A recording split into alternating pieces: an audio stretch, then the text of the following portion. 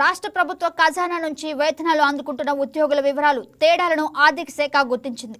ఆధార్లో ఏ పేరు ఉంటే దానికే వేతనం చెల్లించాలని అన్ని శాఖలను వివరాలు అడిగింది. అక్టోబర్ నుంచి శాశ్వత, తాత్కాలిక, కాంట్రాక్టు, పొరుగు సేవలు ఇలా అన్ని రకాల ఉద్యోగుల పేర్లు ఆధార్ ఫోన్ నంబర్కు సేకరిస్తోంది. ఇప్పటికీ కొన్ని ప్రభుత్వ విభాగాలు ఇంకా కొద్ది మందివి ఇవ్వలేదు. ఈ వివరాల సమర్పణకు ఇవాల్టితో గడువు ముగుస్తోంది.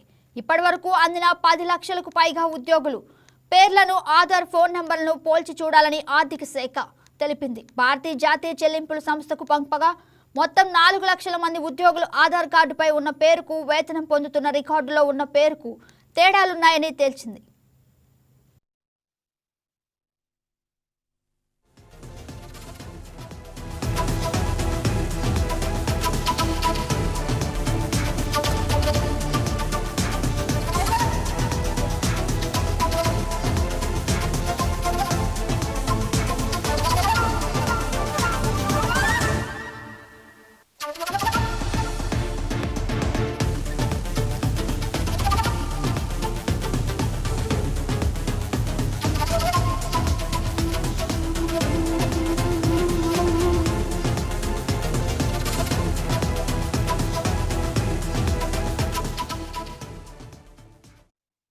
ఉన్న వివరాలన్నిటినీ రాష్ట్ర ఖజానా శాఖకు పంపి వీరందరూ బోగస్ ఉద్యోగులని చెప్పలేమని, కొందరి పేర్లు ఒక రికార్డులో ఒక రకంగా, మరొక రికార్డులో మరో రకంగా రాసే అవకాశాలున్నాయని సమగ్రంగా పరిశీలించాలని ఆదేశించింది.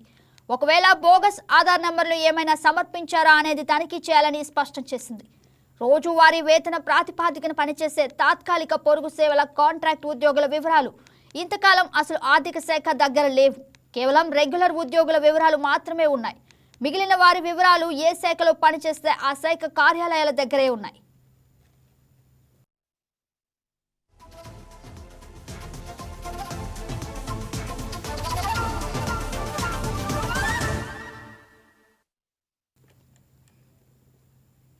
పలు వర్సిటీలో తాత్కాలిక ఉద్యోగుల పేరుతో జీతాలు ఇస్తున్నారు. నిజంగా వారు పేరు ఉంటే ఆధార్ ఫోన్ నెంబర్ను ఈ నెలాఖరు కల్లా సమర్పించాలని ఆర్థిక శాఖ ఆదేశించింది. ఇలా అడగడం తమ స్వయం ప్రతిపత్తిని ప్రశ్నించడమే అవుతుందని కొన్ని వర్సిటీలు అంటున్నాయి.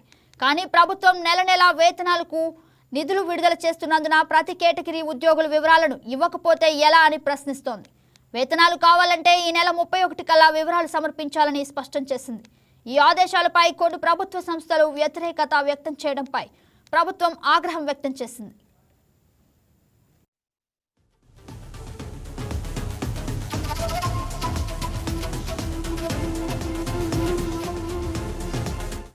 Please subscribe to YK TV Network. Please subscribe to YK TV.